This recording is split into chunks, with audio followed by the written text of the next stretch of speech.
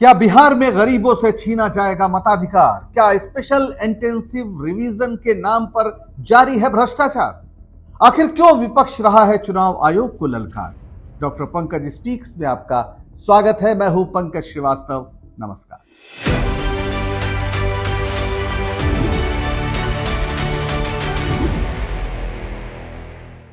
भारत में बालिग मताधिकार यानी 18 साल के ऊपर के हर नागरिक को वोट देने का अधिकार आजादी के बाद संविधान सभा में एक बड़ा मुद्दा था।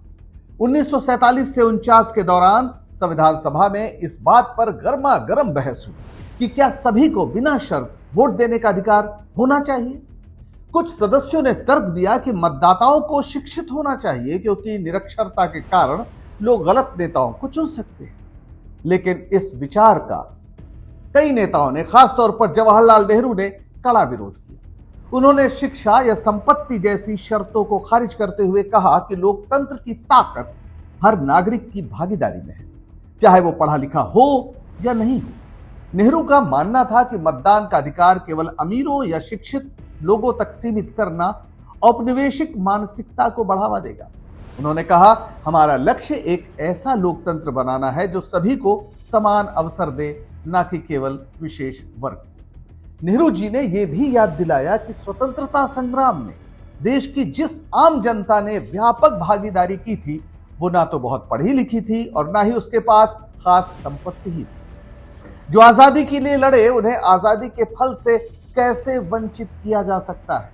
नेहरू जी का यह तर्क आखिरकार सबको समझ में आया और नतीजे में भारत के संविधान ने 1950 में सभी बालिगों को बिना किसी शर्त के मतदान का अधिकार दे दिया। यह अनोखी बात थी। उस दौर में आजाद हुए ज्यादातर देश तानाशाही की गिरफ्त में आ गए। सिर्फ भारत ही था जिसने धर्मनिरपेक्षता और लोकतंत्र की राह चुनी और आगे बढ़ता गया। महात्मा गांधी पूरी दुनिया में प्रेरणा स्रोत बन गए और पंडित नेहरू को विश्व नेता का दर्जा मिला। सामने था पहला आम चुनाव, एक बड़ी चुनौती। पहला आम चुनाव 1951-52 में हुआ।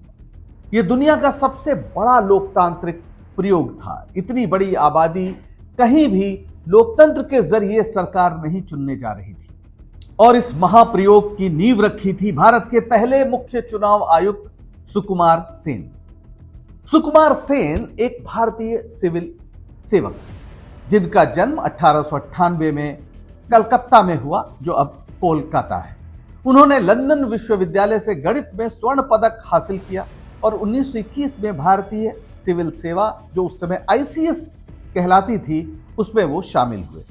1950 में उन्हें नेहरू जी ने भारत का पहला मुख्य चुनाव आयुक्त बनाया। पहले आम चुनाव की चुनौती थी कि भारत के 17 करोड़ मतदाताओं को कैसे मतदान केंद्र तक लाया जाए, कैसे मतदाता सूची बनाई जाए। 85% तक उस समय लोग निरक्षर थे और मतदाता सूची तैयार करना एक बड़ा काम था, मुश्किल काम था। लेकिन सुकुमार सेन ने ब्रिटिश काल की प्रशासनिक मशीनरी को ही सुधारा और उसे इस लायक बनाया कि वोटर लिस्ट बनाने जैसा मुश्किल काम संपन्न हो सके। उन्होंने गांव-गांव जाकर मतदाता सूचियां तैयार की, हर 18 साल से ऊपर के नागरिक का नाम दर्ज किया, बिना किसी शिक्षा या संपत्ति की शर्त के। यह माना गया कि भारत में रहने वाला हर व्यक्ति भारत का नागरिक है। लाखों कर्मचारी और स्वयंसेवक इस काम में लगाए गए।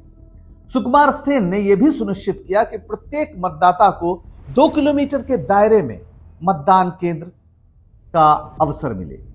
1951-52 के चुनाव में 35 लाख मतपेटियां बनाई गई और सेन ने यह सुनिश्चित किया कि चुनाव निष्पक्ष और पारदर्शी हो। उनकी मेहनत ने भारत के लोकतंत्र को दुनिया में एक मिसाल बनाया। लेकिन 75 साल बाद देश में मोदी जी का राज है, महामानव मोदी जी, और चुनाव आयोग नागरिकों को मतदाता सूची में जोड़ने के बजाय उससे बाहर करने की कोशिश में जुटा है। बिहार चुनाव से चंद महीने पहले उसने मतदाता सूची का स्पेशल इंटेंसिव रिवीजन यानी एसआईआर शुरू किया है। यह प्रक्रिया 1 जुलाई 2025 से शुरू हुई और 30 सितंबर को अंतिम सूची प्रकाशित होगी। हद तो यह है कि जनवरी 2025 में आयोग स्पेशल रिवीजन का काम पूरा कर चुका था, लेकिन अचानक ये नई कोशिश शुरू हो गई। आप पूछेंगे कि दिक्कत क्या है? दिक्कत यह है कि मतदाता सूची के नाम पर आयोग नागरिकता का परीक्षण कर रहा है, जो गृह मंत्रालय का काम है। गृह मंत्रालय को अगर किसी वोटर की नागरिकता पर शक हो तो वो कार्रवाई कर सकता है और नतीजे में उस व्यक्ति का नाम मतदाता सूची से भी कट जाएगा। लेकिन यहां तो हर व्यक्ति से कहा जा रहा है कि वो खुद साबित करे कि वो भारत का नागरिक है, और जो नहीं साबित कर पाएगा वो रातों रात विदेशी हो जाएगा। 24 जून को दिए गए आदेश के अनुसार बिहार की वर्तमान वोटर लिस्ट में शामिल सभी 7.9 करोड़ व्यक्तियों को बीएलओ उनके घर जाकर आयोग द्वारा बनाए गए एक विशेष फॉर्म की 2 प्रति देंगे। इस फॉर्म में पहले उस व्यक्ति का नाम और वर्तमान वोटर लिस्ट में उसकी फोटो छपी होगी। फॉर्म मिलने के बाद हर व्यक्ति को यह फॉर्म भरकर उसमें अपनी नई फोटो चिपकाकर अपने हस्ताक्षर सहित जमा करना होगा और साथ में कुछ दस्तावेज नत्थी करने होंगे। अब क्या दस्तावेज है? आयोग ने कहा है कि जिनका नाम 2003 की मतदाता सूची में था, उन्हें सिर्फ 2003 की वोटर लिस्ट की कॉपी लगाने से काम चल जाएगा, और फिर जिनका नाम इस लिस्ट में नहीं है, उन्हें अपने जन्म की तिथि और स्थान के साथ अपने मां या पिता, और अगर 2004 के बाद जन्म हुआ तो अपने मां और पिता दोनों के जन्म और स्थान का, यानी कहां पैदा हुए, इसका प्रमाण देना होगा। यह एक ऐसा आदेश था जिस पर सुप्रीम कोर्ट भी चौंका था। सुप्रीम कोर्ट में एक जस्टिस धूलिया है, उन्होंने कहा कि ऐसा दस्तावेज तो वे भी जमा नहीं कर सकते। उन्होंने आधार को स्वीकार करने का सुझाव दिया था, लेकिन आयोग ने इसे मानने से इनकार कर दिया। शायद उसे सुझाव नहीं, आदेश चाहिए, और अब सबकी उम्मीद अगला जो सुप्रीम कोर्ट में सुनवाई है, अगली सुनवाई 28 जुलाई को, उस पर सबकी निगाह है। यह हैरानी की बात है कि आयोग उन दस्तावेजों को स्वीकार कर रहा है जो आधार के आधार पर बनवाए जा सकते हैं, लेकिन आधार उसकी नजर में निराधार है। जमीनी हकीकत यह है कि बिहार में इसे लेकर हाहाकार मचा हुआ है। शायद ही किसी व्यक्ति को फॉर्म भरने की पावती दी जा रही हो। 2 फॉर्म तो दिए ही नहीं जा रहे। बीएलओ घरों पर न जाकर खुद दूसरों का साइन करके फॉर्म अपलोड कर रहे हैं, और ये एक जालसाजी है। यानी चुनाव आयोग का जो एक अव्यवहारिक फैसला है, उसने तमाम कर्मचारियों को जालसाज बना दिया, और आयोग दावा कर रहा है कि काम बहुत तेजी से चल रहा है। पटना से लेकर दिल्ली तक इस मुद्दे पर राजनीति गरमाई हुई है, सड़क गरमाई हुई है। विपक्षी सांसदों ने संसद परिसर में भी इस मुद्दे पर प्रदर्शन किया। राहुल गांधी सहित तमाम विपक्षी नेता इसे वोट बंदी करार दे रहे हैं, लेकिन ना आयोग कुछ सुन रहा है और ना मोदी सरकार। राहुल गांधी जो नेता प्रतिपक्ष हैं, उन्होंने इसे चुनावी धांधली से जोड़ा है और एक रैली में कहा, महाराष्ट्र में जो चोरी हुई वही अब बिहार में करने की कोशिश हो रही है। राहुल गांधी लगातार कह रहे हैं कि महाराष्ट्र में मतदाता सूची के साथ गड़बड़ी करके बीजेपी ने अपनी सरकार बनाई। बहरहाल एनडीए के भी कुछ नेताओं ने, खासतौर पर जेडीयू के नेताओं ने इस पर आपत्ति जताई है कि बिहार में जब बाढ़ से लोग परेशान हैं, फसल बोने का समय है, लोगों को डर है कि अगर मतदाता सूची में नाम नहीं आएगा तो उन्हें विदेशी मान लिया जाएगा और गिरफ्तार करके जेल में डाल दिया जाएगा। तो आखिर आयोग ऐसा क्यों कर रहा है? चुनाव आयोग का कहना है कि यह प्रक्रिया 2003 के बाद पहली बार हो रही है और इसका मकसद डुप्लीकेट नाम, जो लोग मर गए हैं या गलत पते पे हैं, उनका नाम हटाना। हालांकि सुप्रीम कोर्ट ने भी कहा है कि नागरिकता की जांच के लिए यह समय ठीक नहीं है, क्योंकि चुनाव नजदीक है। इसे पूरे देश में होना है तो पहले आप कहीं और कर सकते हैं, बिहार में ही क्यों? लेकिन आयोग आमादा है। जाहिर है पीछे मोदी सरकार है। तमाम विश्लेषकों का कहना है कि यह वोटिंग लिस्ट का रिवीजन नहीं, बल्कि नई वोटर लिस्ट तैयार की जा रही है। यह प्रक्रिया खासतौर पर अल्पसंख्यक समुदाय और गरीबों को मतदान से वंचित करेगी। यह भारत के बालिग मताधिकार के सिद्धांत को कमजोर बनाने की कोशिश है। भारत का स्वतंत्रता संग्राम इस मायने में अनूठा था कि इसने एक ही झटके में सभी को वोट देने का अधिकार दिया, चाहे स्त्री हो या पुरुष, हिंदू हो या मुसलमान, क्षेत्र, भाषा, लिंग, धर्म, जाति, किसी का भी भेद न मानते हुए भारत के हर बालिग को मतदान का अधिकार दिया गया। ऐसा अमेरिका और इंग्लैंड तक में नहीं हो सका था।